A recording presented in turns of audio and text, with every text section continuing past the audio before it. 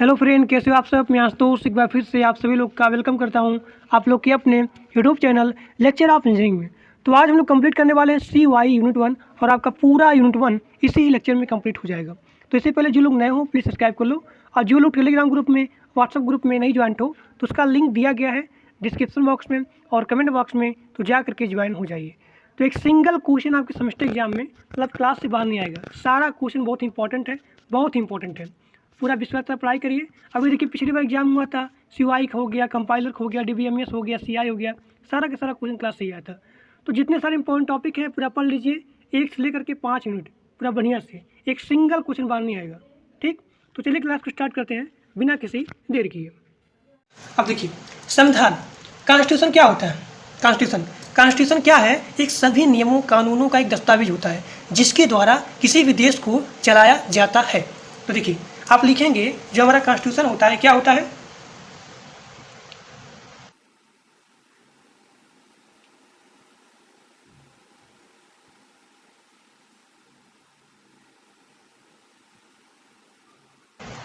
ठीक, तो जो आपका कॉन्स्टिट्यूशन होता है क्या होता है? ये सभी नियमों कानूनों का एक दस्तावेज होता है, एक डॉक्यूमेंट होता है जिसके द्वारा किसी भी देश को चलाया जाता है।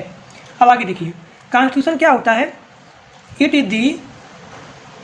Is the supreme law. आप लिखेंगे ये हमारा सुप्रीम लॉ होता है, सुप्रीम लॉ होता है। और ये हमारा जो होता है बेसिक लॉ होता है। ठीक, फंडामेंटल लॉ होता है, फंडामेंटल लॉ होता है। ठीक, ऑफ आवर कंट्री, ये लिखेंगे। फिर यहाँ लिखेंगे जो आपका कॉन्स्टिट्यूशन होता है ये एक्सप्रेस करता है क्या? It is express ideals and aspiration. देखिए जो हमारा कॉन्स्टिट्यूशन होता है ये एक्सप्रेस करता है आइडियल्स मतलब आदर्शों को और महत्वाकांक्षाओं को, आदर्शों और महत्वाकांक्षाओं को ये एक्सप्रेस करता है। अब जो आपका आइडियल्स होता है इसमें आपका क्या क्या आता है? इसमें सोवरियन आपका आ गया। इसके जो अगला क्लास होगा इसमें बताऊंगा आपको प्रीएम्बल, तो मतलब जितना सारा चीज़ है पूरा समझा दूंगा। सोवरियन आपका हो गया, सोशलिस्ट आपका हो गया, सेकुलर आपका हो गया, ठीक, डेमोक्रेटिक आपका हो गया, रिपब्लिक आपका हो गया। ठीक, और जो आपका महत्वाकांक्षाएँ होती है, महत्वाकांक्षाओं में क्या आ गया? इसमें इक्वलिटी आ गई, मतलब समान, सभी नियम की जो है मतलब सभी जो है ला के आगे समान है, कोई मतलब इसमें भेदभाव नहीं होगा। और देखिए लायबिलिटी मतलब स्वतंत्र हैं और सभी के साथ जस्टिस किया जाएगा। ठीक, तो यही हमारा क्या होता है? संविधान होता है, कॉन्स्टिट्यूशन होता है। फिर यहाँ देखेंगे जो आपका कॉन्स्टिट्यूशन होता है ये कॉन्स्टिट्यूशन आपका जो डेमोक्रेसी होता है, डेमोक्रेसी, ठीक, यानी जो आपका इंडिया जो हमारा भारत है, इस भारत की जो आपकी डेमोक्रेसी होती है, इस डेमोक्रेसी की ये क्या होती है? बैकबोन होती है। क्या होती है? बैकबोन होती है। और यह जो है लोगों को राइट्स देती है, अधिकार देती है, और एक निष्पक्ष समाज यानी कि एक फेयर एंड फ्री सोसाइटी की निर्माण करती है, एश्योरेंस करती है। तो यही आपका हो गया कॉन्स्टिट्यूशन। अब देखिए जो आपका कॉन्स्टिट्यूशन होता है, कॉन्स्टिट्यूशन असेंबली यानी कि जो आपका संविधान सभा है, इस संविधान सभा के द्वारा जो हमारा कॉन्स्टिट्यूशन है एंड जो आपका संविधान है ये 26 नवंबर 1949 को एडॉप्ट कर लिया गया था। 26 नवंबर 1949 को एडॉप्ट कर लिया गया था, लेकिन इसको लागू किया गया था 26 जनवरी 1950 को। तो ये आपका पूरा बढ़िया तरीके से बता दिया कि कॉन्स्टिट्यूशन क्या होता है, इसके आइडियाल्स को एक्सप्रेस करता है और जो है एस्पिरेशन को एक्सप्रेस करता है। आइडियल्स में हमारा आ गया sovereign, socialist, secular, democratic, Republic. अब जो आपका टर्म है ये सारा चीज़ ये मैं बताऊँगा प्रीएम्बल क्लास में। ठीक, जो हमारा कॉन्स्टिट्यूशन है ये आपके जो आपका देश होता है वो देश जो आपकी डेमोक्रेसी होती है वो डेमोक्रेसी की क्या होती है? बैकबोन होती है। कॉन्स्टिट्यूशन असेंबली के द्वारा हमारे संविधान को 26 नवंबर 1949 को अडॉप्ट किया गया था, जबकि इसको 26 जनवरी 1950 को लागू कर दिया गया था। अब देखिए जो आपका कॉन्स्टिट्यूशन होता है, कॉन्स्टिट्यूशन यानी जो हमारा कॉन्स्टिट्यूशन है एक कॉन्स्टिट्यूशन कैसी है? रिटन कॉन्स्टिट्यूशन है। अब देखिए मैं थोड़ा यहाँ बीटेक के साथ बता रहा हूँ, लेकिन आपको मतलब बढ़िया तरीके बताता अगर आप तैयारी करते हैं। एक मेरा दूसरा चैनल है ऑनलाइन स्टडी क्लासेस, अगर आप इससे तैयारी करना चाहते हैं गवर्नमेंट एग्जाम की, तो मैं पूरा बढ़िया तरीके बताता हूँ कि कॉन्स्टिट्यूशन कितने टाइप होते हैं। जैसे कि आपका इसमें 4 होता है, कैटेगरी होता है। तो कैटेगरी 1 में हमारा आता है written and unwritten constitution. Rigid होता है, फ्लेक्सिबल होता है, इवॉल्व होता है, इनेक्टेड होता है, लीगल होता है, रियल कॉन्स्टिट्यूशन। तो ये होते हैं कॉन्स्टिट्यूशन के टाइप, लेकिन मैं यहाँ बीटेक के हिसाब से बता रहा हूँ जो आपको लिखना है अपने एग्जाम में। देखिए जो हमारा कॉन्स्टिट्यूशन होता है कैसा होता है, रिटन कॉन्स्टिट्यूशन होता है।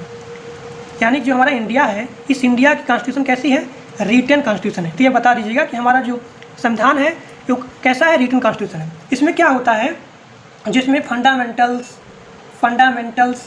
लॉ होते हैं, जिसमें बेसिक लॉ होता है, बेसिक प्रिंसिपल होता है, बेसिक लॉ होता है, ये सारी चीज़ें लिखी होती हैं और रिटन। और यह जो है फ्रेम्ड हुआ था, यह जो हमारा रिटन कॉन्स्टिट्यूशन है ये फ्रेम्ड हुआ था किसके द्वारा, कॉन्स्टिट्यूशन असेंबली के द्वारा। कॉन्स्टिट्यूशन असेंबली यानी कि हमारे संविधान सभा के द्वारा, संविधान सभा के द्वारा ये इसका फ्रेम हुआ था, संविधान सभा के द्वारा। ठीक, तो ये पूरा बढ़िया तरीके से अपने एग्जाम में लिख लीजिएगा कि जो हमारा रिटन कॉन्स्टिट्यूशन होता है इसमें जो बेसिक लॉ होता है, बेसिक प्रिंसिपल होता है, फंडामेंटल्स होता है, ये सारी चीज़ें रिटन होती हैं। और इसमें जो प्लान होता है यानी कि इसमें जो स्कीम होता है, ये सारी चीज़ें सिस्टमैटिक होती हैं। उसके जो मतलब स्कीम होती है वो कैसी होती है, फिक्स्ड होती है। ठीक, अब सबसे मेन इंपॉर्टेंट चीज़, जो आपका रिटन कॉन्स्टिट्यूशन होता है ये फॉलो करता है, यानी जो आपका रिटन कॉन्स्टिट्यूशन होता है ये फॉलो करता है किसको, फॉलो करता है कॉन्स्टिट्यूशनलिज्म को। ये हमारा कॉन्स्टिट्यूशनलिज्म मतलब संविधानवाद को, और यहाँ पे कॉन्स्टिट्यूशनल मोरालिटी को फॉलो करता है। तो पूरा बढ़िया तरीके लिख देंगे कि भाई देखो जो हमारा रिटन कॉन्स्टिट्यूशन होता है ये फॉलो करता है कॉन्स्टिट्यूशनलिज्म को यानी कि संविधानवाद को, और यहाँ पे कॉन्स्टिट्यूशनल मोरालिटी को फॉलो करता है।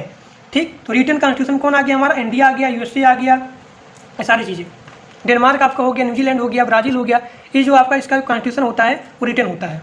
अब आगे देखिए, तो अब देखिए कॉन्स्टिट्यूशन फ्रेमिंग के बारे में, यानी कि फ्रेमिंग ऑफ द कॉन्स्टिट्यूशन। मैं बताया था आपको कि 471 कितने हो गए, आर्टिकल हो गए हैं, 12 यहाँ पे हो गई अनुसूचियाँ यानी कि शेड्यूल हो गया है, और यहाँ पे 25 भाग हो गया है। डॉक्टर भीमराव अम्बेडकर जो है हमारे संविधान को, हमारे कॉन्स्टिट्यूशन को डिजाइन किया था, और इसको डिजाइन करने में 2 साल 11 महीना 18 दिन लग गए थे।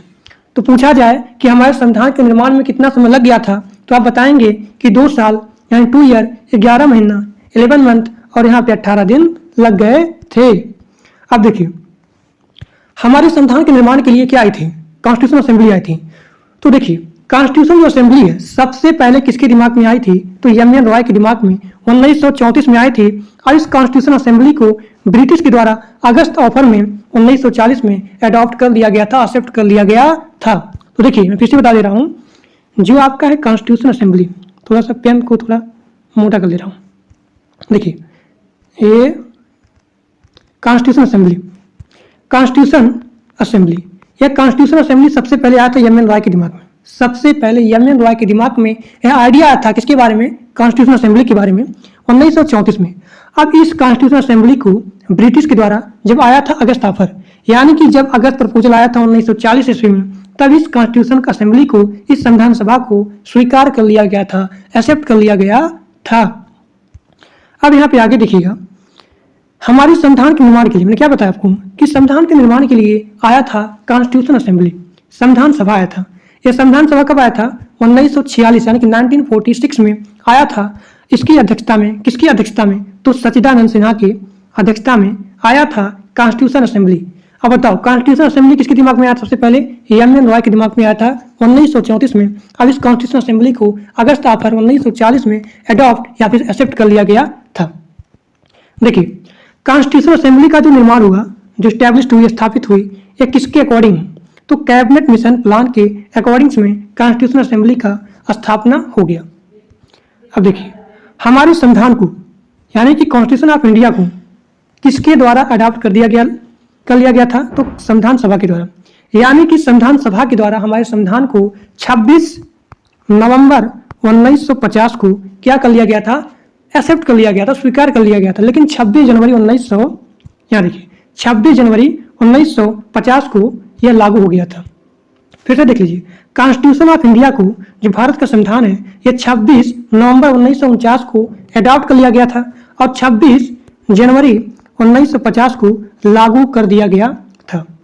हमारा जो संविधान था माय डियर फ्रेंड, देखिए ध्यान से, थोड़ा जूम करूँ इसको, जो हमारा संविधान था, जो हमारे संविधान का डॉक्यूमेंट था, इस डॉक्यूमेंट पे 284 मेंबर ने हस्ताक्षर किए थे, सिग्नेचर किए थे।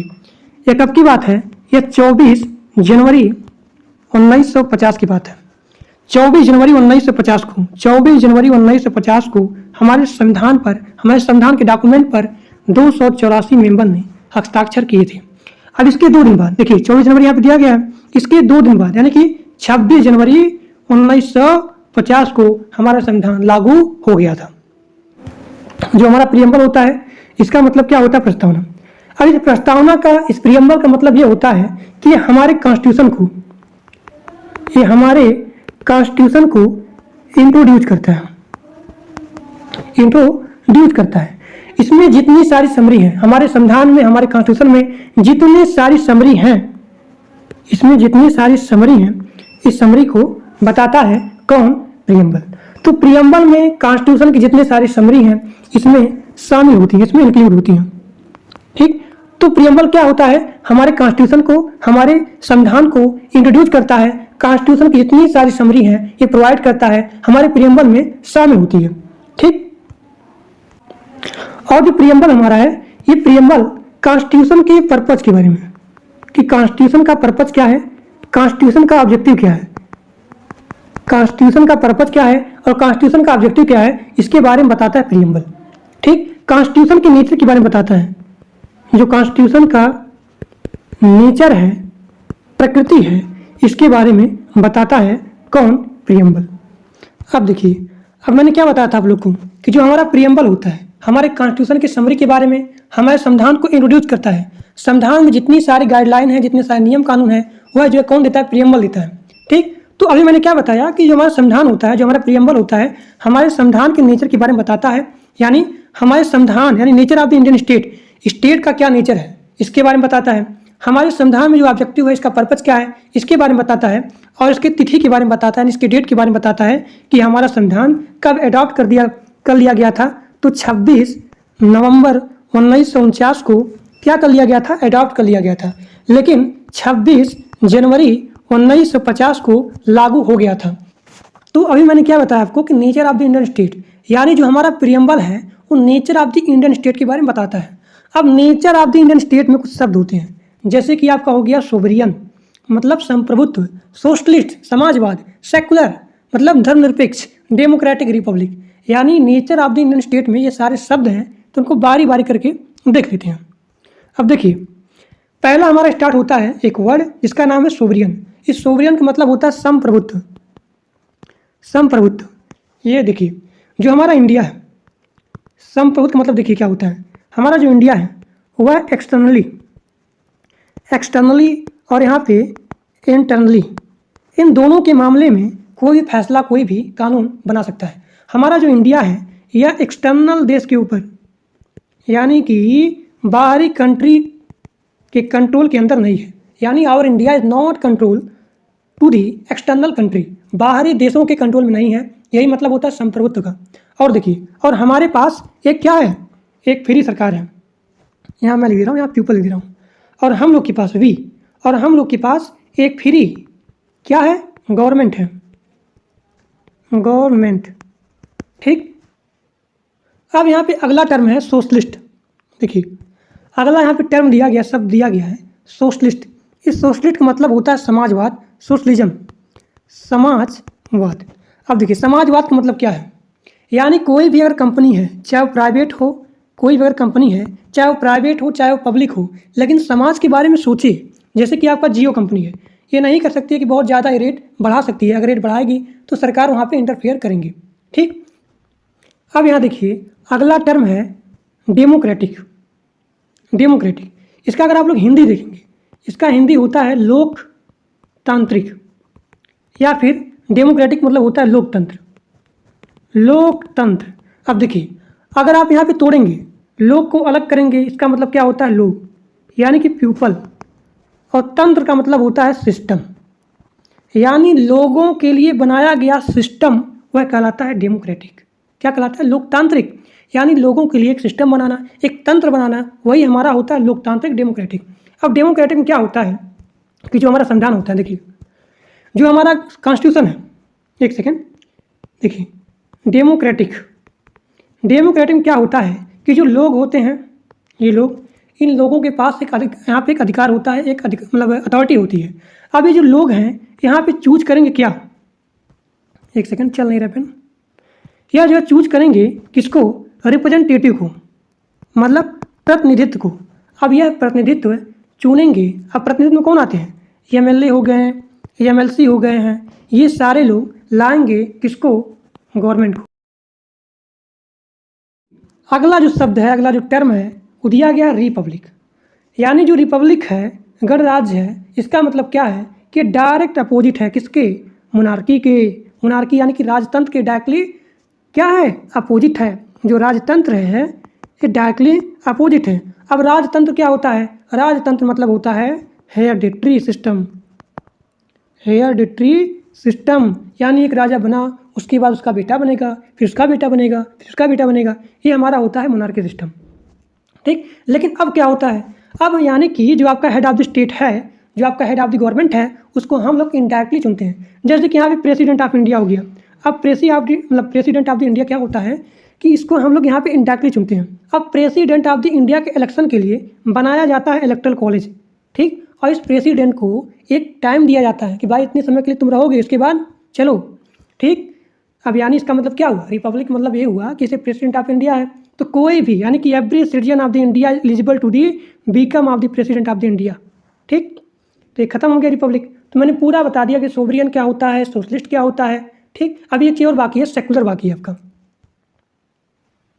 अब देखिए अगला टर्म हमारा है सेकुलर।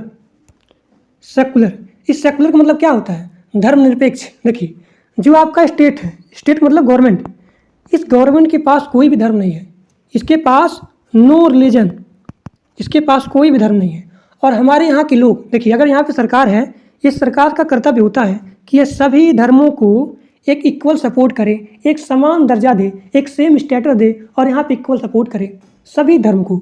अब इस सरकार के पास कोई भी धर्म नहीं होता है। हमारे यहाँ के जो लोग हैं, किसी भी धर्म को अपनाने, अभ्यास करने, प्रचार करने, प्रोपोगेट करने के लिए फ्रीडम है। तो ये हमारा क्या होता है, सेकुलर होता है। अभी हमारा टॉपिक है इंडियन काउंसिल एक्ट 1935, जो कि बहुत ज़्यादा इंपॉर्टेंट है। अभी देखेंगे कि हमारे संविधान में जितना सारा प्रावधान है, हमारे कॉन्स्टिट्यूशन में जितना सारा प्रावधान है, इसका 2/3 भाग इस एक्ट से लिया गया है। समझ रहे हैं, इसीलिए इंडियन काउंसिल एक्ट 1935 हमारे संविधान के लिए, हमारे लिए बहुत ज़्यादा इंपॉर्टेंट रोल प्ले करती है, क्योंकि इसमें जितने सारे प्रावधान हैं उसका 2/3 भाग इसी एक्ट के द्वारा लिया गया है। अब देखिए इंडियन काउंसिल एक्ट 1935 किस प्रकार से पास होती है। इंडियन काउंसिल एक्ट यहाँ पे 3 बेसिस यानी 3 रिपोर्ट के द्वारा यहाँ पे पास होती है, इसी पे आधारित है। पहला हमारा है साइमन कमीशन। अब साइमन कमीशन जैसे यहाँ पे आया इंडिया में, इसका आउटकम क्या हुआ कि राउंड टेबल कॉन्फ्रेंस हो गया।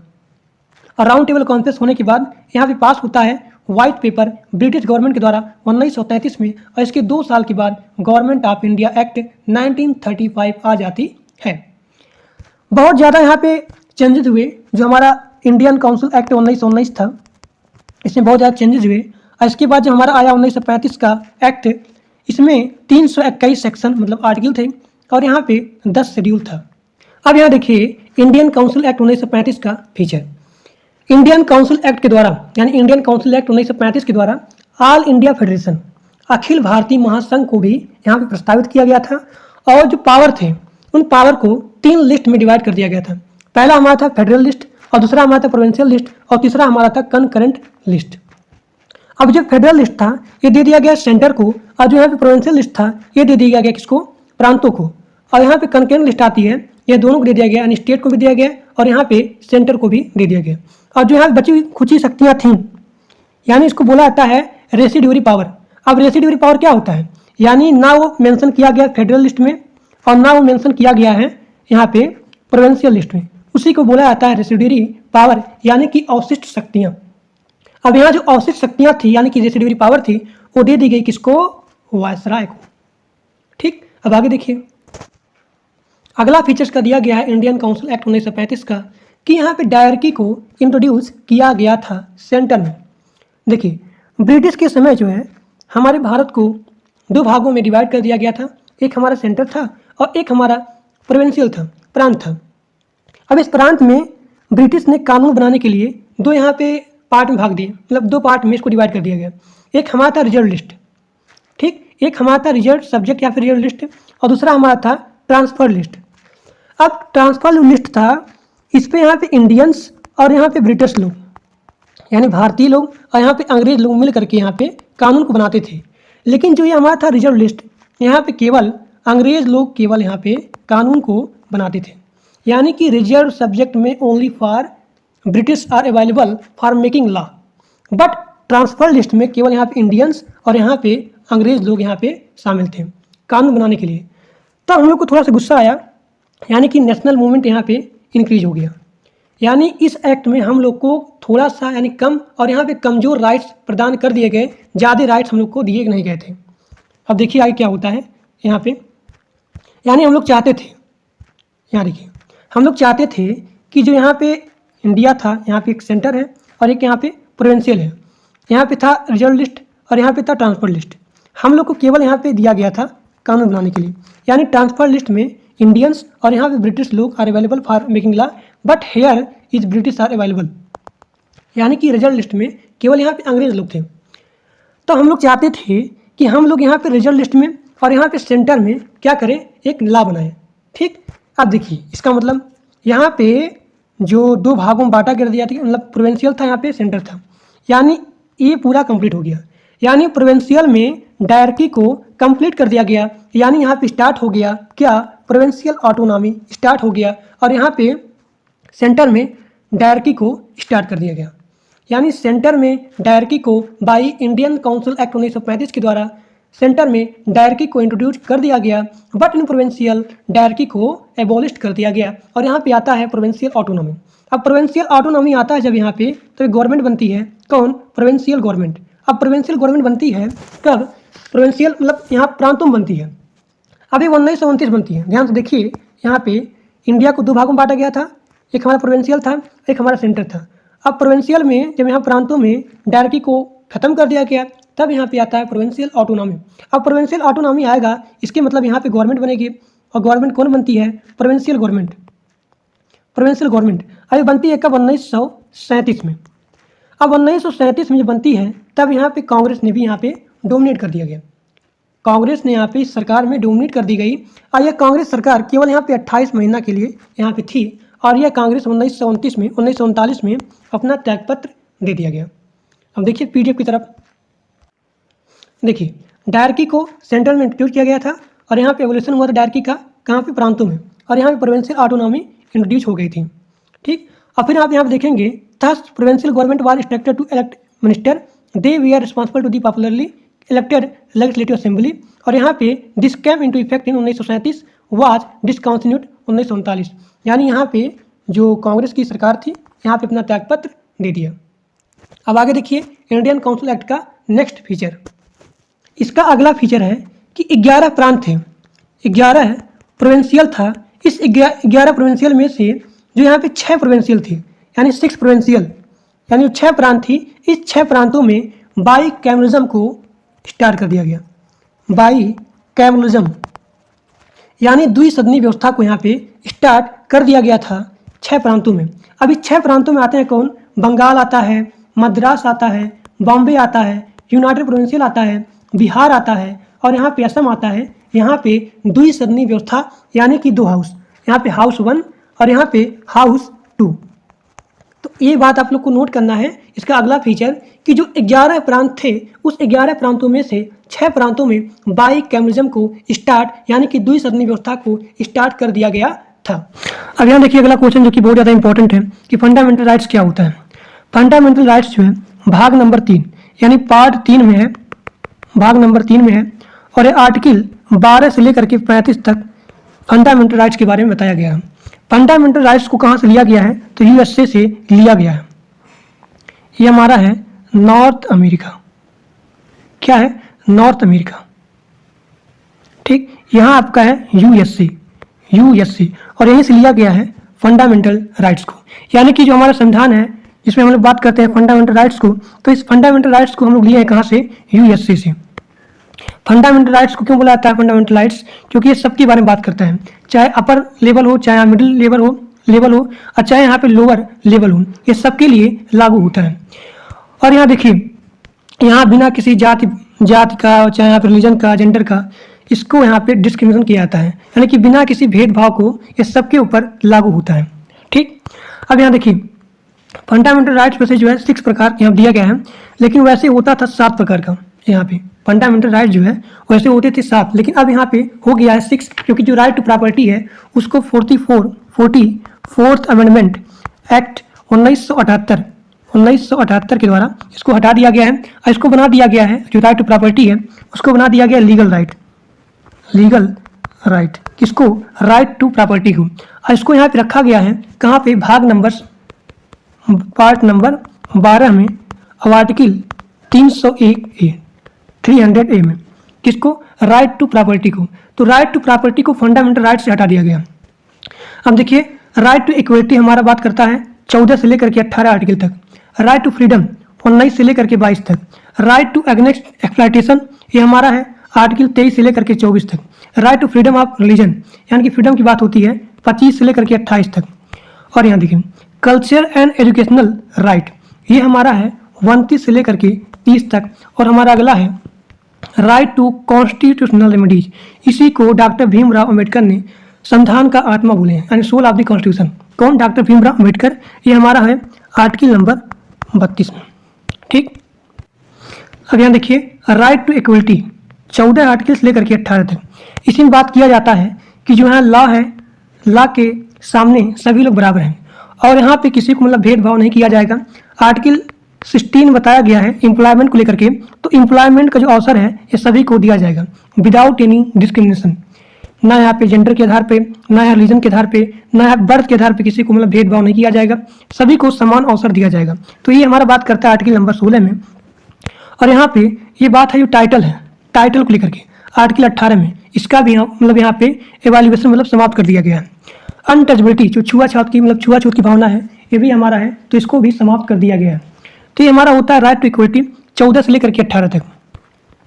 राइट टू फ्रीडम 19 से लेकर के 22 तक ये हमारा है, यानी बोलने की आज़ादी, फ्रीडम ऑफ एक्सप्रेशन हो गया, freedom of assembly without arms, यानी कि आप जो है एक ग्रुप बनाकर बिना किसी आर्म के मतलब बिना किसी यहाँ पे हथियार के आप असेंबली बना सकती हो, यहाँ पे एसोसिएशन कर सकती हो, बोलने की आज़ादी, रहने की आज़ादी, घूमने की आज़ादी, ये सारी चीज़ें दी गई हैं किसमें? राइट टू फ्रीडम में। ठीक, अब यहाँ देखिए, राइट अगेंस्ट एक्सप्लॉयटेशन, आप किसी को यहाँ फोर्स नहीं कर सकते हो भीख मांगने के लिए, यहाँ पे मतलब काम करवाने के लिए, वो अपनी इच्छा अनुसार काम करेगा। तो ये हमारा हो गया राइट अगेंस्ट एक्सप्लॉयटेशन। 14 साल जो यहाँ पे कम उम्र के बच्चे हैं उनको आप जो है मतलब इंडस्ट्री में काम नहीं करा सकते हो। ठीक, तो ये हमारा बात करता है राइट अगेंस्ट एक्सप्लॉयटेशन, जो कि हमारा है आर्टिकल 23 और यहाँ पे 24। तो आर्टिकल 23 बोलता है कि आप किसी को मतलब वहाँ पे आप भीख मांगने के लिए आप किसी को फोर्स नहीं कर सकती हो, वो अपने इच्छा अनुसार काम करेगा। 14 साल जो यहाँ पे कम रहे ये बात करता है आर्टिकल 24 में, उसको आप किसी इंडस्ट्री में काम नहीं करवा सकती हो लेबर का। Right to freedom of religion मतलब धर्म के लिए। ठीक, यहाँ कोई भी अपना धर्म अपना सकता है, प्रचार कर सकता है। तो ये हमारा हो गया right to freedom of religion, क्योंकि यहाँ पे सेकुलर की बात होती है। हमारी जो इंडिया मतलब प्रियम्बल मैंने बताया था आपको कि सेकुलरिज्म के बारे में, धर्मनिरपेक्षता के बारे में। तो जो यहाँ पे स्टेट है उसका कोई भी अपना धर्म नहीं है, कोई भी अपने धर्म का प्रचार प्रसार कर सकता है। तो right to freedom of religion are the mention, जो कि हमारा 25 से लेकर के 28 तक है। अब देखिए, यही हमारा cultural and the education rights 29 से लेकर के 30 तक। तो कोई भी, चाहे वो निम्न वर्ग का हो चाहे वहाँ पे अपर वर्ग का हो, मतलब कोई भी मतलब भेदभाव यहाँ पर नहीं होगा, वो अपना दाखिला किसी भी मतलब विद्यालय में करा सकता है। ये हमारा है। अब यहाँ देखिए, राइट टू कॉन्स्टिट्यूशनल रेमेडीज, इसी को जो डॉक्टर भीमराव अंबेडकर हैं माने हैं क्या? संविधान का आत्मा, सोल ऑफ द कॉन्स्टिट्यूशन। तो ये हमारा आता है आर्टिकल नंबर 32 में। जो आपका आर्टिकल 21 होता है, आर्टिकल 21 इसमें बात की जाती है जीने का अधिकार, राइट टू लिव। तो आपका पूरा कंप्लीट हो चुका फंडामेंटल राइट्स। अब आगे देखिए, अब यहाँ अगला क्वेश्चन है कि डीपीएसपी यानी कि directive principle state of policy क्या है, राज्य के नीति निर्देशक तत्व क्या है। तो ये हमारा आता है 36 लेकर के आर्टिकल 51 तक और भाग नंबर 4 में ये शामिल है। इसको लिया गया है आयरिश के कॉन्स्टिट्यूशन से 1937 में। अब जो आयरिश होता है ये कहाँ पे होता है? देखिए, ये हमारा होता है साउथ अफ्रीका, साउथ अफ्रीका। ठीक, अब यहाँ पे आपका है ये वाला पार्ट जो कि इस टाइप में है, तो यही पे हमारा है आयरिश। ठीक, तो आयरिश के कॉन्स्टिट्यूशन लिया गया है और डॉक्टर भीमराव अंबेडकर ने इसको नोवेल फीचर के रूप में एक्सप्रेस किया है। अब आगे देखिए, डीपीएसपी को और फंडामेंटल राइट्स को conscience of the Indian constitution बोला जाता है। किसको? राज्य के नीति निर्देशक तत्व को और मौलिक अधिकार को बोला जाता है conscience of the Indian constitution. दूसरा पॉइंट, डीपीएसपी को और यहाँ पे फंडामेंटल राइट्स को बोला जाता है कॉन्स्टिट्यूशन की आत्मा, यानी कि soul of the constitution. Next point, अगला पॉइंट है कि अगर कोई भी पॉलिसी बन रही है, कोई भी अगर नीति बन रही है, तो सबसे पहले अपने माइंड में, दिमाग में रखना होगा किसको? Directive principle state of policy को, यानी कि यह कहीं भी इसका विरोध या फिर इसके अगेंस्ट में ना हो जाए। अभी आप देखेंगे आर्टिकल नंबर 13 में बोला गया है, अगर कोई भी लॉ बनता है, कोई भी अगर नीति बनती है, जो नीति अगर फंडामेंटल राइट्स को खत्म कर रही है, उसके अगेंस्ट है, तो वह नीति, वह जो पॉलिसी है, वह जो लॉ है, दैट विल बी इंड, वह यहाँ पे समाप्त कर दी जाएगी। ठीक, तो कोई भी नीति बनती है तो सबसे पहले डीपीएसपी को अपने माइंड में ये बात रखना होगा, तब वह नीति लागू होगी और यहाँ पे उसका गठन किया जाएगा। अब यहाँ हम लोग देखते हैं डीपीएसपी का क्लासिफिकेशन। पहला इसका क्लासिफिकेशन है सोशलिस्ट प्रिंसिपल, और दूसरा हमारा है गांधीवादी सिद्धांत, इसे बोलते हैं गांधीयन प्रिंसिपल, और तीसरा हमारा है लिबरल इंटेलेक्चुअल प्रिंसिपल। तो 3 यहाँ पे वर्गों में इसको डिवाइड कर दिया गया है, किसको? डीपीएसपी को। अब यहाँ देखिए पहला इसका क्लासिफिकेशन। पहले में बात होती है सोशलिस्ट प्रिंसिपल, जो यहाँ पे है आर्टिकल 38 है, और यहाँ पे आर्टिकल 39 है, 39A है, और यहाँ पे 41 है, 42 है, 43 है, 43A है, और यहाँ पे आर्टिकल 47 है। अब यहाँ दिया गया है आर्टिकल नंबर 38 में, देखिए यहाँ बात होती है प्रमोट करना welfare of the individual by ensuring, यानी कि यहाँ पे सोशल जस्टिस किया जाए, social, economical and political, and to minimise inequalities in the status, faculties, income and the opportunities, मतलब अवसर के बारे में। तो इसका जो डिफिनेशन हम लोग देखेंगे कि principle which envisages to provide social and economic justice, यहाँ पे सामाजिक और यहाँ पे आर्थिक न्याय होता है, and to the set path toward the welfare state. ठीक, under the numerous article they are direct the state to the. तो जो डीपीएसपी है, डीपीएसपी में आता है गांधीवादी सिद्धांत, और यहाँ पे सामाजिक सिद्धांत, और तीसरा हमारा आता है liberal intellectual principle. Men and women, इन दोनों को समान वेतन दिया जाए, समान इनकम दिया जाए, चाहे वह यहाँ पे मैन हो चाहे यहाँ पे महिला हो, दोनों को काम करने के लिए समान वेतन या फिर समान इनकम या फिर समान सैलरी यहाँ पे दिया जाए, और उनको यहाँ पे स्वास्थ्य का भी ध्यान देना चाहिए। अगर ये काम करते हैं तो उनके स्वास्थ्य को भी ध्यान देना चाहिए। Opportunity for the health growth and development of the children, it was added by the 42 constitutional amendment 1976। तो ये हमारा है आर्टिकल नंबर 39। अब यहाँ देखिए आर्टिकल नंबर 39 से ये बात करता है equal justice and free legal assistant to the poor people. यह भी हमारा जोड़ा गया है वही 42 अमेंडमेंट 42वां संविधान संशोधन 1976 में। ठीक, तो अगर पूछा जाए कि समान वेतन, समान जो सैलरी है महिला के लिए और यहाँ पुरुष के लिए अगर लोग काम करते हैं तो किस आर्टिकल के अंदर आता है? तो आर्टिकल नंबर 39। अब आगे देखिए, और अगर हम लोग बात करें यहाँ पे अनएम्प्लॉयमेंट को लेकर के इसके बिहाफ पे, तो जहाँ नागरिक हैं इन नागरिकों के पास right to work, right to education and right to public assistant, ये सारी अधिकार किसके पास है? नागरिक के पास है। आर्टिकल नंबर 42 बात करता है make various provision for just and human condition of work and the maternity benefit. Article number 43 बात करता है सुनिश्चित करना है secure and ensuring in living wage and decent standard of living and cultural and social opportunity of the every worker. सभी worker को लेकर के यहाँ पे सामाजिक अवसर दिया जाए उनके रहने के लिए। आर्टिकल नंबर 43A में बात किया गया है take step and the initiatives to the secure participation of the worker in the management of the industry. यह भी हमारा जोड़ा गया है 42 में 42वां संविधान संशोधन में। 47 बात करता है इंप्रूव करना है the level of the nutrition and the standard of the living people and to improve public health. Public health को यहाँ पे इंप्रूव करना है, ये बात करता है आर्टिकल नंबर 47। तो कहने का मतलब है कि आपको यहाँ पे लिखना है सेमेस्टर एग्जाम में कि डीपीएसपी को यहाँ पे 3 वर्गों में विभाजित कर दिया गया है, और कुछ यहाँ पे आर्टिकल आप वहाँ पे लिख सकते हैं। अब यहाँ देखिए गांधीवादी सिद्धांत, यानी कि गांधी प्रिंसिपल क्या होता है इसके बारे में देखिए। तो गांधीवादी सिद्धांत हमेशा बात करता है कॉटेज इंडस्ट्री के बारे में, यानी हमेशा छोटे उद्योग को बढ़ावा दिया जाए। आर्टिकल 4 देखिए, ये बात कर रहा है विलेज पंचायत को सेटअप करने के लिए, स्थापित करने के लिए, फॉर्मुलेट करने के लिए, and provide them with necessary authority and the power faculty them to operate at the units of the self government. Article number 3 देखिए, ये किसके बारे में बात कर रहा है? कॉटेज इंडस्ट्री को प्रमोट करने के लिए कहाँ पे? रूरल क्षेत्र में। रूरल क्षेत्र में जो कॉटन इंडस्ट्री है, जो मिनी उद्योग है, जो यहाँ पे छोटे छोटे उद्योग हैं, उसको बढ़ावा दिया जाए। अब आगे देखिए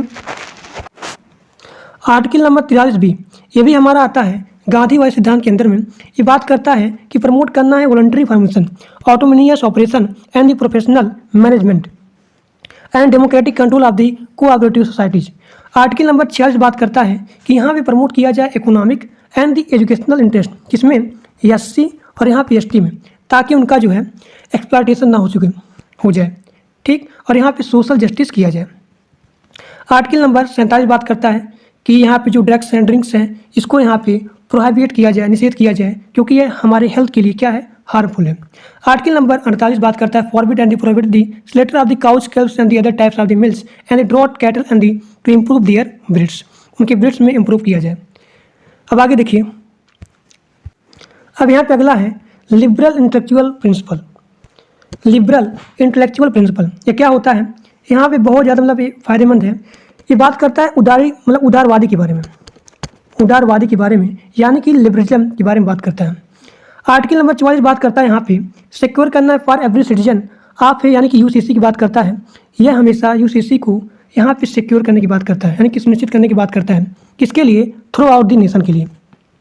आर्टिकल 45 बात करता है कि जब तक यहाँ पे लड़का 6 साल का ना हो जाता तब तक यहाँ पे प्रोवाइड करना है childhood care and the education for every children until they complete the age of the 6 year.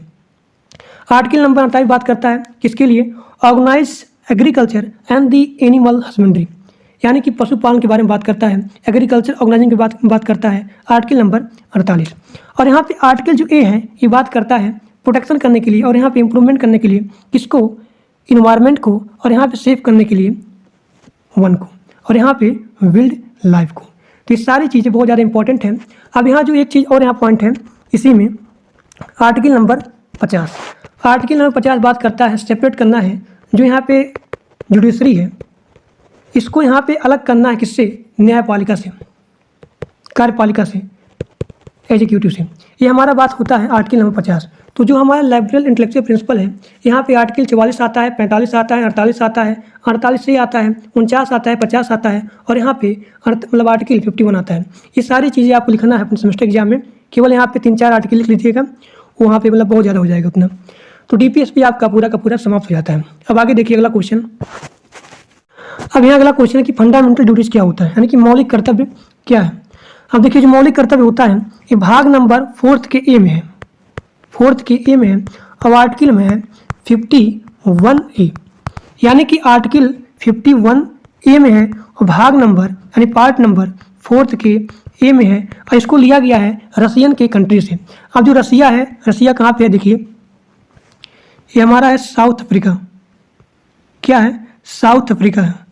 इधर हमारा पार्ट है यूरोप का, ठीक, ये हमारा इंडिया है ये पूरा, और यहीं पे हमारा ये वाला जो पार्ट है ये हमारा रसिया पूरा। तो फंडामेंटल ड्यूटीज़ को लिया गया है रसिया, यानी कि जो देश है रसिया वहाँ से लिया गया है, किसको, फंडामेंटल ड्यूटीज़ को। अब बताया गया कि लोगों के पास कुछ यहाँ पे मौलिक अधिकार दिए गए हैं, उसी के साथ उनको यहाँ पे कुछ फंडामेंटल ड्यूटीज़ यानी कि मौलिक कर्तव्य भी होना चाहिए। अब ये देखिए पहले जो फंडामेंटल ड्यूटीज़ थी वो कितनी थी, 8 थी, लेकिन जो यहाँ पे 42 अमेंडमेंट हुआ है, 42 अमेंडमेंट पीछे पड़ा कि डीपीएसपी में, तो इसमें से 2 आ गए, और 2 आने के बाद हो गया हमारा 10, यानी कि फंडामेंटल जो हमारा ड्यूटीज़ है वो गया 10। पहले यहाँ पे 8 थे, लेकिन 42 में जो अमेंडमेंट हुआ है यानी कि 42वां संविधान संशोधन, इसमें 2 और हो गए ऐड, यानी 8 + 2 कितना हो गया 10। अब एक और देखिए आर्टिकल, यानी कि 86 अमेंडमेंट 2002, इसमें जब हो गया तब हमारा फंडामेंटल ड्यूटीज़ कितने हो गए, 11। पहले कितने थे, पहले यहाँ पे 8 आर्टिकल मतलब 8 यहाँ पे ड्यूटीज़ थे, लेकिन यहाँ पे 42वां संविधान संशोधन यहाँ से 2, और यहाँ पे 86 अमेंडमेंट एक्ट 2002 यहाँ से भी 1 आ गए, यानी 8 + 3 कितना हो गया, 11। तो अब यहाँ पे मौलिक कर्तव्य कितने हो गए हैं, 11 हो गए। इसका जो रिकमेंडेशन था वो यहाँ पे समिति कौन थी, स्वर्ण सिंह समिति थी, ठीक। अब यहाँ देखिए ये हमारे हैं फंडामेंटल ड्यूटीज़ 11 टोटल, यानी कि जो राष्ट्र ध्वज है और जो यहाँ पे नेशनल एंथम है इसका यहाँ पे रिस्पेक्ट करना चाहिए। तो यहाँ पे सारी चीज़ दी गई हैं कि सोवरियन हो गया, सोशलिस्ट हो गया, डेमोक्रेटिक हो गया, इन सभी का यहाँ पालन करना चाहिए और लोगों को यहाँ पे अफेयर करना चाहिए, उनको बताना चाहिए। देखिए, to uphold and protect this sovereignty यानी कि संप्रभुत्व, एकता के बारे में, इंटीग्रिटी के बारे में लोगों को यहाँ पे अवेयर करना चाहिए, उनको बताना चाहिए इन सभी के बारे में, और इन सभी का लोगों को प्रोटेक्ट करना चाहिए। So these are the comes under the fundamental duties. ये सारे यहाँ पे दिए गए हैं, आप लोग यहाँ पे देख सकते हैं। हमें जो यहाँ पे नेचुरल इन्वायरमेंट है, फॉरेस्ट है, इन सभी को हमें प्रोटेक्ट करना चाहिए और यहाँ पे इसको इम्प्रूव करना चाहिए। तो अभी मैंने देखा DPSP में इसके बारे में, जो आपका आर्टिकल नंबर 48 से है, इन सभी के बारे में बात करता है। तो ये सारी चीज़ें जो यहाँ पे हैं, ये सब यहाँ पे बात करते हैं किसके बारे में, फंडामेंटल ड्यूटीज़ के बारे में, कि हमें जो है अपने मतलब जो यहाँ पे इन्वायरमेंट है, जो यहाँ फॉरेस्ट है, इन सभी को प्रोटेक्ट करना चाहिए। सोवरियन हो गया, सोशलिस्ट हो गया, डेमोक्रेटिक हो गया, इन सभी को मतलब लोगों में अवेयर करना चाहिए। नेशनल एंथम हो गया, नेशनल फ्लैग हो गया, इसका हमें सम्मान करना चाहिए इन सभी को। यहाँ देखिए, to protect and improve the natural environment including forest, to develop this scientific temper humanism and the script of the inquiry and reform. जो यहाँ पे मोनूमेंट्स है, जो यहाँ पे किले हैं, इन सभी को बचा करके रखना चाहिए, ताकि जो हमारी संस्कृति है, जो हमारा कल्चर है, वह मतलब उसका हनन ना हो। यहाँ देखिए, public property and the abuse violence, इसका यहाँ पे सेव करना चाहिए। To strive toward excellence in all expression of the individual collective activity so that the nation constantly rise to the higher levels of the individual and achievement। और जो यहाँ पे 6 साल के बच्चे हैं, जो यहाँ पे हैं, जो यहाँ पे 14 साल के नीचे वाले बच्चे हैं, उनको यहाँ पे मतलब इंडस्ट्री में काम करना मतलब नहीं देना चाहिए। ये सारी चीज़ें यहाँ दी गई हैं, ये सब यहाँ फंडामेंटल ड्यूटीज़ हैं। Provide opportunities for the education of his child, जो यहाँ पे 6 साल के बच्चे हैं या फिर 14 साल के बच्चे हैं, अपने बच्चों को यहाँ पे शिक्षा देना चाहिए, उनको यहाँ पे एडमिशन करना चाहिए कॉलेज में, ताकि उन लोग पढ़ाई लिखाई करें, उनका बाद में सामाजिक में, इकोनॉमिक्स में कहीं उनका हनन ना हो। So these are the fundamental duties. मैंने पूरा अच्छी तरीके बता दिया कि पहले कितने थे फंडामेंटल ड्यूटीज, 8 थे, फिर यहाँ पे 42वां संविधान संशोधन हुआ, जिसमें कि 2 यहाँ पे ऐड हो गया, फिर यहाँ पे 86 अमेंडमेंट हुआ, यहाँ भी 1 ऐड हो गया। So total fundamental duties are 11।